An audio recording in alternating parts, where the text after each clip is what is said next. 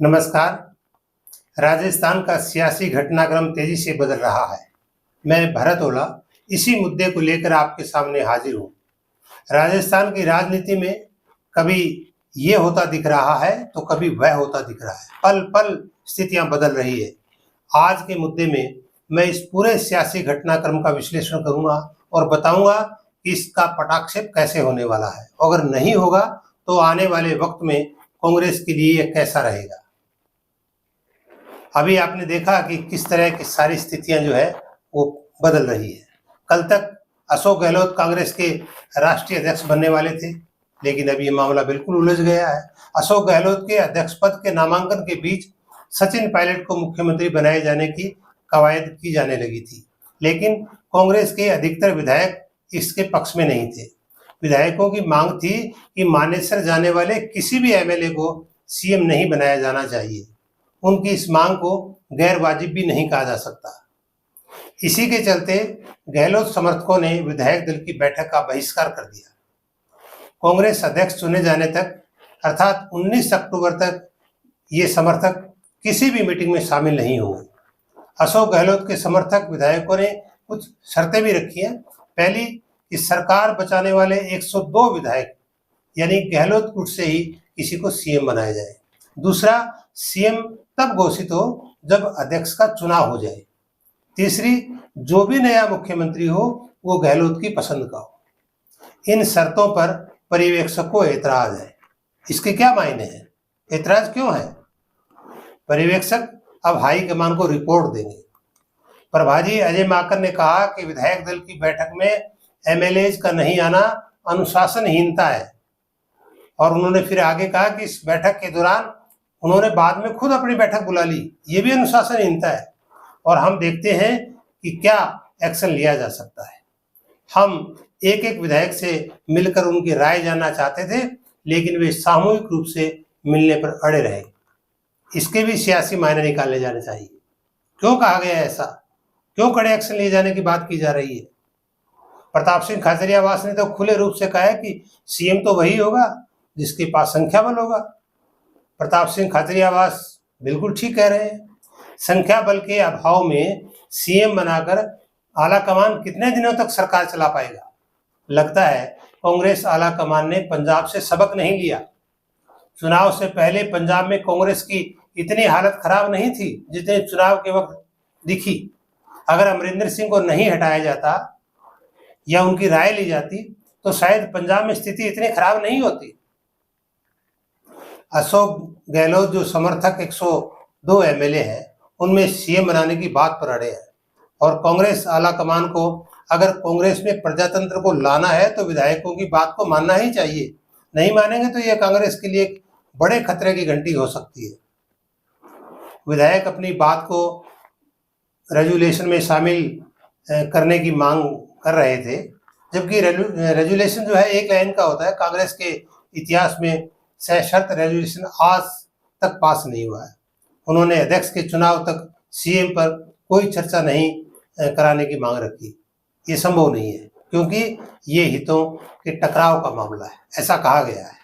अब सियासी घटना पर लेटेस्ट अपडेट ये है कि दिव्या मदेरणा ने खुलकर अपनी बात रखी है। वो कह रही है कि मैं गहलोत और पायलट गुट में नहीं हूँ, मेरा तो खुद का गुट है और मैं कांग्रेस आला कमान के फैसले के साथ हूँ। यहाँ भी विधायक दल की अधिकृत बैठक होगी, वहां मैं जाऊंगी। धारीवाल के घर में बैठक में मैं नहीं जाऊंगी। इसके भी सियासी मायने हैं कि क्या वास्तव में धारीवाल ने बैठक बुलाई थी, जबकि उनका मानना है कि उन्होंने ऐसी कोई बैठक नहीं बुलाई थी। एमएलए खुद उनसे मिलने आए थे। और यूडीएच मंत्री शांति धारीवाल ने सचिन पायलट का नाम लिए बिना कहा कि जिस प्रकार से प्रस्ताव पास करवाया जा रहा था, जो तरीका अपनाया जा रहा था, उससे साफ लग रहा था कि उन लोगों को कुर्सी पर बिठाया जाएगा जिन लोगों ने कांग्रेस के साथ गद्दारी की। सवाल इस बात का है कि आप किसी को बना दीजिए। जो 102 विधायक जयपुर और जैसलमेर के होटल में मौजूद थे, ये गलत बात है कि गहलोत ने सीएम के लिए सीपी जोशी का नाम लिया हो। सीपी जोशी ने पहले ही दिन मना कर दिया था कि मेरा इस पद से कोई लेना देना नहीं है, ऐसा शांति धारीवाल ने कहा था। इस बीच आला कमान ने एमपी के पूर्व सीएम कमलनाथ को भी दिल्ली बुला लिया है।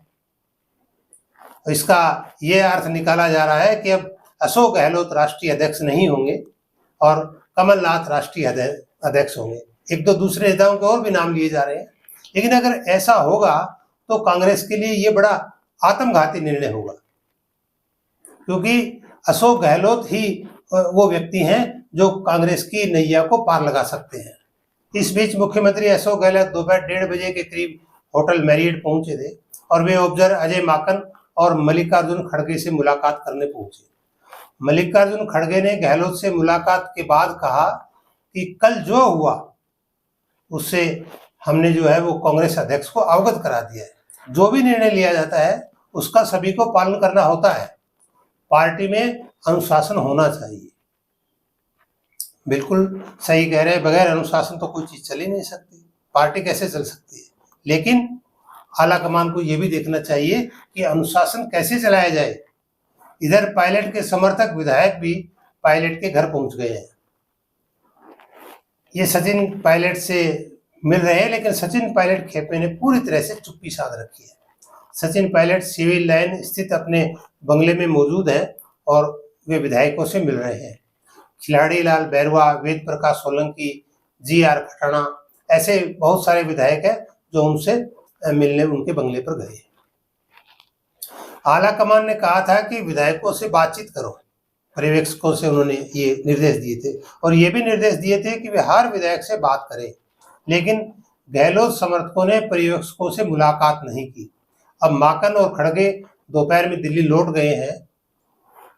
आज आला कमान को वे रिपोर्ट देंगे और उसी के आधार पर कोई फैसला होगा, लेकिन यह फैसला बड़ा दिलचस्प होने वाला है। और यहाँ यह भी काबिले गौर है कि आला कमान को मुख्यमंत्री बदलने की इतनी जल्दी क्यों थी। सियासी गलियारों में यह चर्चा है कि आला कमान के निर्णय से चूक हुई है, उन्हें इस पर धैर्य से बात करके और निर्णय लेना चाहिए था। विधायकों की मंशा को भी भांपना चाहिए था। अब देखना यह है कि आला कमान विधायकों की बात मानते हैं या ये विधायकों की बात को दरकिनार करते हुए अपने इच्छित व्यक्ति को कुर्सी पर बैठाते हैं। और जिन विधायकों ने इस मामले में सीपी जोशी को इस्तीफा सौंपा है, उनका स्टैंड क्या रहता है। आज की रात और कल का दिन कांग्रेस की राजनीति में एक बड़ा घटनाक्रम होने वाला है, एक बड़ा कदम रखा जाने वाला है। तो देखते हैं सुबह इस मामले में क्या होता है। मैं मिलता हूं आपको एक नई अपडेट के साथ। धन्यवाद।